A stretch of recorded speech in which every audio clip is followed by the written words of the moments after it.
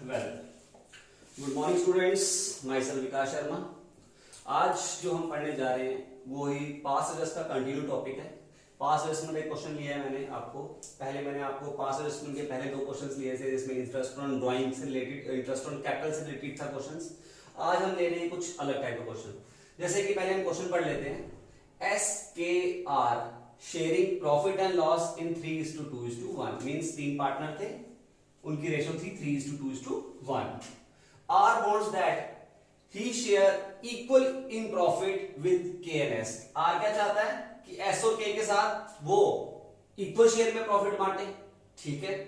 और R further ये चाहता है कि ये जो अप्लाई हो वो कब से हो, लास्ट 3 साल से हो। मतलब पीछे 3 साल से उन्होंने साथ गड़बड़ की है कि पिछले 3 साल से रेशो को 3:2:1 लेके चल रहे हैं, बट R अब चाहता है कि जो रेशो हो वो 1:1:1 हो, और इसमें S और K को कोई ऑब्जेक्शन भी नहीं है।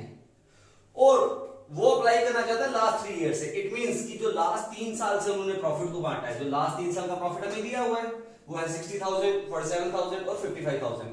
वो बोल रहे लास्ट 3 साल से जो प्रॉफिट आपने गलत बांटा है उसको ठीक करें। अब पास्ट एडजस्टमेंट में यही होता है कि विदाउट डिस्टर्बिंग द अकाउंट्स हम एक एडजस्टमेंट एंट्री करते हैं। ऐसे तो अगर हम इसको अकाउंट के थ्रू रेक्टिफाई करेंगे विदाउट पास्ट एडजस्टमेंट तो तीनों साल के अकाउंट्स गलत हो गए, तो हम अब तीनों साल के अकाउंट्स को डिस्टर्ब करना नहीं चाहेंगे। तो विदाउट डिस्टर्बिंग द अकाउंट्स हम क्या बोलेंगे, एक पास्ट एडजस्टमेंट कर लेते हैं। आपस में एडजस्टमेंट करने के बाद हम क्या करेंगे, फैसला ले लेंगे कि क्या इफेक्ट आता है। तो देखते हैं इसके सोल्यूशन को। सोल्यूशन में मैंने लिया तीनों का नाम SKR, तीनों पार्टनर्स हैं, उनकी ओल्ड रेशो ले ली जो थी 3:2:1।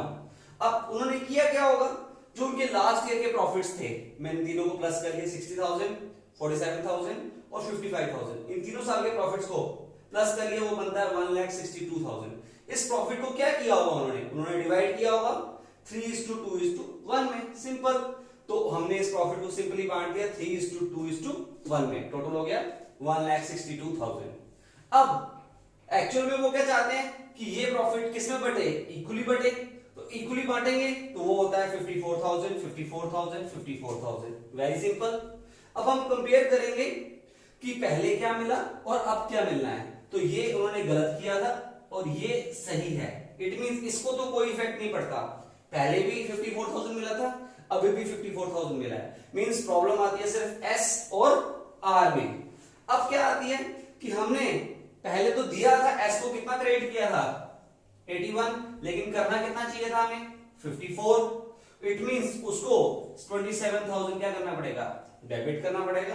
और इस तरह से इसको क्रेडिट किया था 27, करना चाहिए था 54 क्रेडिट, तो इसको क्या करना पड़ेगा और क्रेडिट करना पड़ेगा कितना 27,000। तो इसके साथ कि S capital account debit to R capital अगर इसको 27,000 दे देता है तो हमें तीनों साल के अकाउंट्स को मॉडिफाई करने की जरूरत नहीं है। By the way of past adjustment हम आपस में एडजस्टमेंट कर लेंगे और पिछले अकाउंट्स को छेड़ने की जरूरत नहीं रहेगी। यही इंपॉर्टेंट टॉपिक होता है पास्ट एडजस्टमेंट का कि विदाउट डिस्टर्बिंग द अकाउंट्स हम आपस में कुछ एडजस्टमेंट एंट्रीज कर सकते हैं। जैसे ये बहुत बड़ी प्रॉब्लम थी कि 3 साल से प्रॉफिट कट रहा था, तो हमने just by the way of simple just one entry 3 साल की एडजस्टमेंट्स को एक ही एंट्री में सॉल्व कर लिया। फिर समझा देते हैं। SKR पार्टनर्स थे, उनकी रेशो थी 3:2:1।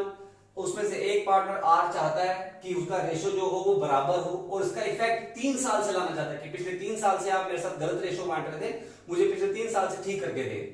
और 3 साल के प्रॉफिट भी दिए थे, हमने सिंपली तीनों साल के प्रॉफिट को प्लस किया, उसको रेशो में बांट दिया जो पुरानी रेशो थी 3:2:1। फिर उसी प्रॉफिट को टोटल किया और नई रेशो में बांट दिया जो थी 1:1:1। डिफरेंस हमारे सामने आया कि K को कोई डिफरेंस फर्क नहीं पड़ता, पहले भी 54,000 मिला था, अब भी 54,000 मिला है, तो इसका मतलब उसको कोई प्रॉब्लम नहीं है। प्रॉब्लम सिर्फ S और R के बीच में आ रही है। तो S को ज्यादा पैसा मिला था, उसको वापस लेने के लिए उसको हमने डेबिट कर दिया, और R को कम मिला था उसको हमने क्रेडिट कर दिया। और बहुत सारे बच्चे इस पे भी कंफ्यूज होते हैं कि किसको डेबिट करें किसको क्रेडिट करें। तो मैंने पहले भी समझाया था कि जो कैपिटल अकाउंट होता है, जो मैंने पहले भी समझाया था, जो कैपिटल अकाउंट होता है उसका अपना बैलेंस क्या होता है, वो क्रेडिट बैलेंस होता है। हमने ट्रायल बैलेंस में पढ़ा था। और अगर इसको बढ़ाना है, प्लस करना है, तो क्रेडिट करना पड़ेगा, घटाना है तो डेबिट करना पड़ेगा। क्योंकि सबसे ज्यादा जो प्रॉब्लम बच्चों को रहती है कि किसको डेबिट करें किसको क्रेडिट करें, इसमें डिफरेंस हो जाता है। और वर्किंग आपका बिल्कुल सही है, लास्ट में आप डेबिट क्रेडिट गलत कर देंगे तो नियर अबाउट आपके 60% मार्क्स, अगर 5 मार्क्स का क्वेश्चन है तो आपको जस्ट 1 या 2 मार्क्स ही मिलेगा। क्योंकि मैक्सिमम मार्क्स जो है इसके किसके हैं, जर्नल एंट्री के हैं।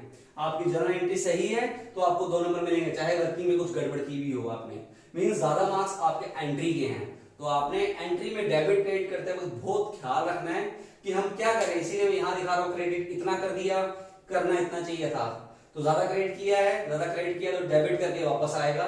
इसको कम क्रेडिट किया होगा ओवर क्रेडिट करेंगे। इस तरह से हम इसको सॉल्व करेंगे। तो हमारे पास इसमें कुछ टॉपिक्स मैंने ले लिए हैं, बाकी कुछ टॉपिक्स आप बुक से कंसल्ट करके कर सकते हैं, उसमें डाउट्स होगा तो आप मुझे पूछ सकते हैं। Thank you.